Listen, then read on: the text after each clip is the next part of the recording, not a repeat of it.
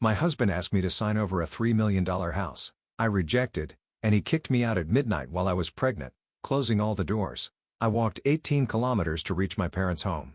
The next day he lost everything he had. My name is Sharon, and by profession, I am an architect. However, on this significant day, I found myself taking on the role of a bride, eagerly making my way down the aisle. I had put my heart and soul into organizing every aspect of our wedding, from the choice of flowers to the playlist that would provide our soundtrack for the evening. I envisioned our special day as if it were lifted from the pages of a romance novel, a testament to the power of love. Standing at the altar was Peter, my soon-to-be husband who works as an engineer. His approach to life is pragmatic and direct, perfectly balancing my creative instincts. I always felt that we were a great match, enhancing each other's strengths. The excitement of beginning a new chapter with him filled me with joy. However, as our gazes met, I couldn't help but notice a distant, burdened look in his eyes. I attributed it to wedding day jitters. Little did I know, I was mistaken. As I walked closer, I overheard Peter's mother, Julie, whispering to someone next to her. Her scrutinizing look made me uneasy, but she managed a strained smile and told me I looked beautiful, though her eyes told a different story. The ceremony moved forward, and when it was time for Peter to speak his vows, there was a heart-stopping pause before he managed to say, "I do." His voice lacked the warmth I had come to associate with his affection for me. During the ring exchange, Julie made it a point to take a photo, loudly stating the importance of capturing the moment. Her words, though seemingly innocent, felt more like a veiled warning than a celebration of our commitment. At the reception, Julie found me mingling with some college friends and commented on my wedding dress with a thinly veiled critique, praising its beauty yet highlighting its non-traditional nature. I responded with a lighthearted remark about celebrating love in our unique way. Before the conversation could go further, Peter stepped in, asking his mother to give us space. For a moment, I thought he was defending our choices, but his comment hinted at resignation rather than support. His words felt out of place on a day that was meant to be filled with nothing but happiness. I scanned the crowd hoping to lock eyes with someone who might confirm that what I was experiencing was just typical wedding day chaos. Yet deep inside, I knew better. There was a palpable tension, an undeniable sense that something fundamental was amiss, and the red flags were too prominent to overlook any longer. As Peter and I stepped onto the dance floor for our first dance, the distance between us was more than just physical. Our movements were in sync, but emotionally, we were worlds apart. The song, intended as a celebration of our union, felt more like a cruel joke. When the music faded, Peter's attempt at reassurance only emphasized the void between us. "So, Mrs. Sharon, ready forever?" he asked. The irony of his question weighed heavily on me. I wanted to voice my doubts to question if all our tomorrows would be shadowed by the unease of today. Instead, I masked my concerns with a tentative affirmation, hoping against hope that the gloom would dissipate, and that this rocky beginning was not a foretaste of what was to come. I was unaware that this day would merely serve as the overture to a challenging period that would test not only the resilience of our marriage but the essence of my identity. As we celebrated our union, the festive toasts felt hollow, overshadowed by a sense of loss. The journey back to my home, a charming 3-bedroom house that stood as a testament to my hard work and independence, marked the beginning of our shared life. This home was meant to be our haven, the foundation for our future together. Yet, it soon became the backdrop for a series of confrontations that felt more like an invasion than the start of marital bliss. Julie, living a mere quarter of an hour away, took to visiting uninvited with unsettling frequency. Her criticisms were relentless, targeting everything from my culinary skills to the decor of our home. Her complaints were varied but equally cutting, whether lamenting my tasteless cooking or the choice of bathroom tile color. Peter's attempts to intervene were tepid at best, often seeming more performative than protective. Julie's intrusions became a regular ordeal, each visit an opportunity to assert her dominance through thinly veiled insults and critiques. However, the real turning point came one afternoon when she arrived with suitcases in tow, her declaration of intent clear and her sense of entitlement palpable. This was not just another visit. It was an occupation. One that threatened to suffocate the life out of our nascent marriage. "I'm going to be living here now," she announced, breezing past me to place her luggage in my favorite cozy corner by the window, my sanctuary for reading and quiet moments. "This spot will be just perfect for me," Julie proclaimed with a finality that made my heart drop. I turned to Peter, my eyes wide with disbelief, silently begging him to intervene, to preserve the sanctity of our home. This was a decision we should have made together. Seizing a moment, I called Peter aside, my voice shaking. "This is our home. Shouldn't we have talked about this first?" His gaze met mine, void of the warmth and love that had once seemed so abundant. "Mom's getting older, Sharon. It's not right for her to be alone." She needs to be with family, he explained, stressing the word family in a way that made me feel excluded. So I'm not family? Is that it? The words barely left my lips before the tears began to well up, a mix of hurt and frustration. Peter quickly countered, his patience thinning. You know, that's not what I mean. But I owe her this. What about us? What about what we owe to each other? We're supposed to be building our life together, not living with your mom, I argued. But it was as if I was speaking to a wall. My concerns, my feelings, seemed inconsequential. And just like that, Julie's move into our home was decided, steamrolling over my wishes. With Julie's arrival, the dynamic of our home shifted drastically. Every corner of the house once filled with our shared dreams and plans, now felt weighed down by tension and conflict. My once peaceful reading nook was overtaken by her belongings. The kitchen became a stage for her critiques. And Peter, the man I had married, seemed more like an ally to Julie than to me. It dawned on me that I was no longer just fighting to save my marriage or reclaim my space. I was fighting for my very sense of self, my dignity, and my peace. A persistent thought haunted me. How had things come to this point, where my desires, my space, and my voice were secondary to Julie's preferences? The transformation was stark. My beloved nook was now a monument to Julie's intrusion, the kitchen a battleground for her relentless criticism, and my husband had become a stranger, aligning himself with what felt like the opposition. And this was only the beginning. Life, already challenging, became an unbearable nightmare as the atmosphere in our home grew increasingly oppressive, symbolizing the shrinking of my own space and voice. To add to the mounting pressure, a discovery brought everything into sharper focus: the unmistakable presence of 2 blue lines on a pregnancy test, signaling a new life amidst the turmoil. This revelation intensified the situation, making the already dense atmosphere in the house almost suffocating, as I grappled with the realization that the stakes were now even higher. The pregnancy test, my hand shook with a mixture of anticipation and dread. I had always dreamt that discovering I was pregnant would be one of the happiest moments of my life, a time filled with excitement and celebration. However, standing alone in the bathroom, tears welling up in my eyes as I faced my reflection, I realized this milestone felt more like a heavy burden. When I shared the news with Peter, his reaction was disappointingly tepid.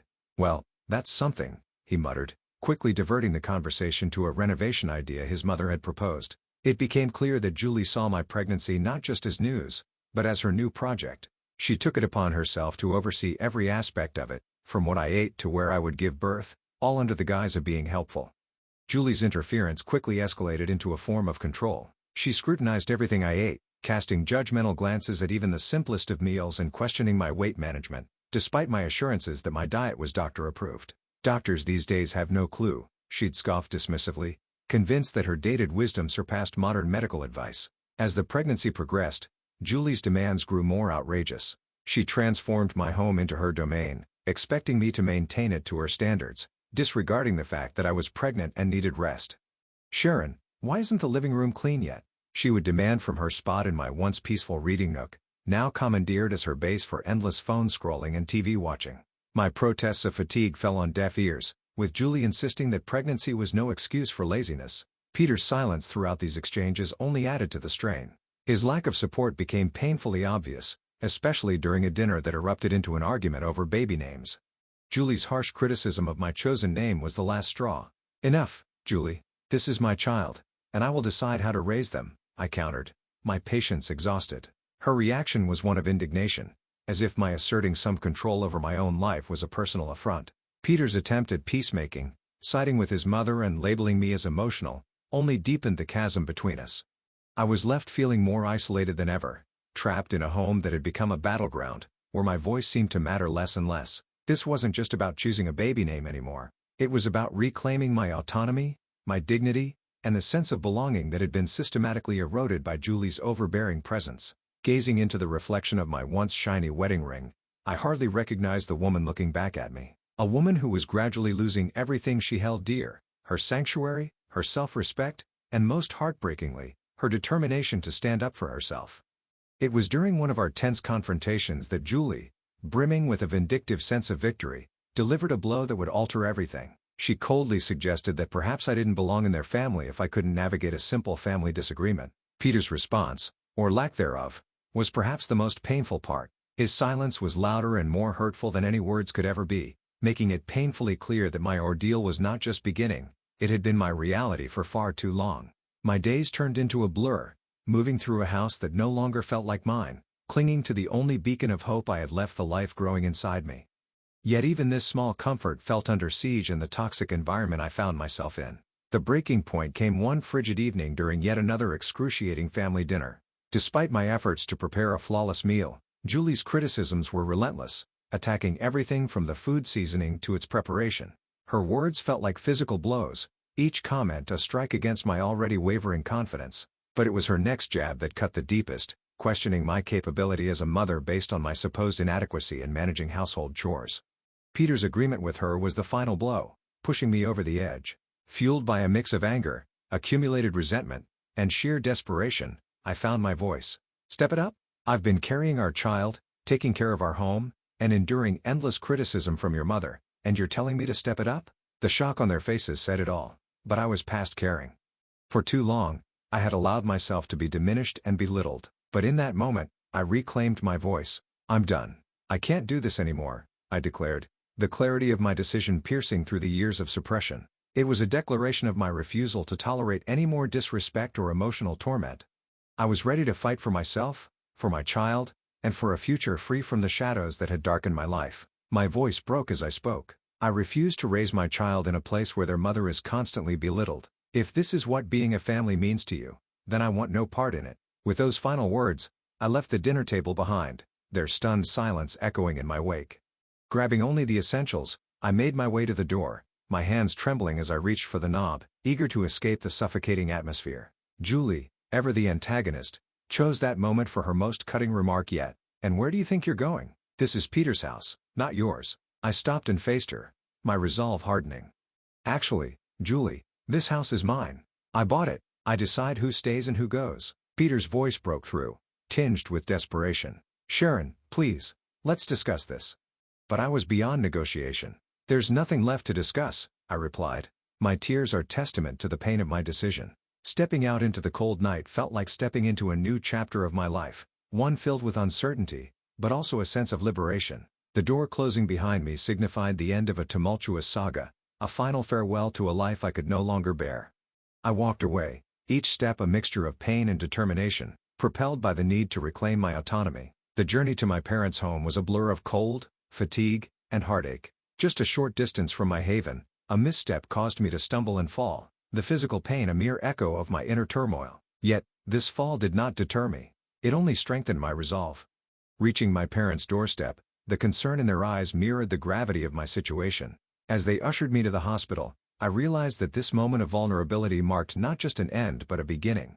Lying in the hospital bed with the reality of my circumstances setting in, I understood that returning to my previous life was not an option.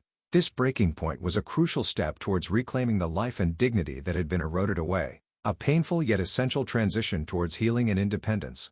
The clarity that comes with such moments is profound, revealing the path forward, away from the shadows of the past towards a future of my own making. Caught in a whirlwind of emotions, I stood surrounded by the comforting yet worried presence of my parents. Their concern was palpable, a silent testament to their fears about the true state of my marriage, now unmistakably revealed in its troubled depth.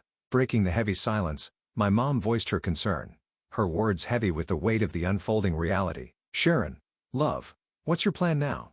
Unsure but resolute, I replied. I'm not sure, Mom, but one thing's clear, I can't return to that life.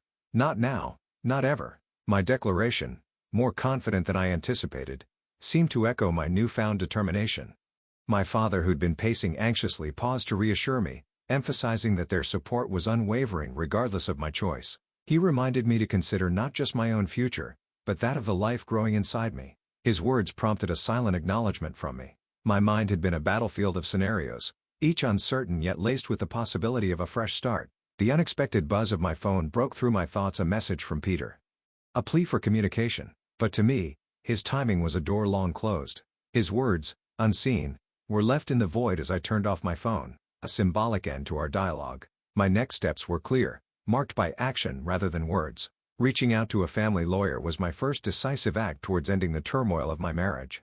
Supported by my parents, we navigated the cold legal breakdown of our union, discussing divorce, custody, and financial support. Despite the sterile nature of these discussions, they empowered me, marking the first steps of taking control over my destiny and ensuring the well-being of my unborn child.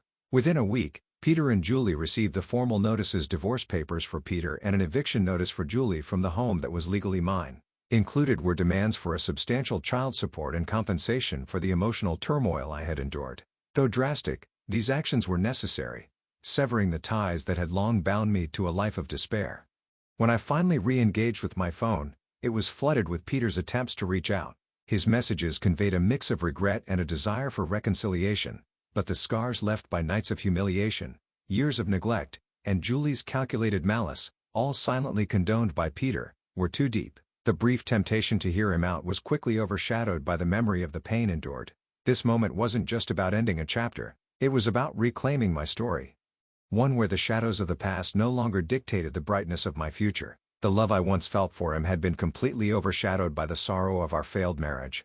I took decisive steps to move on, deleting messages, removing his contact information, and blocking him across all social media. To me, Peter had become just a part of my history, a distressing chapter I was more than ready to conclude.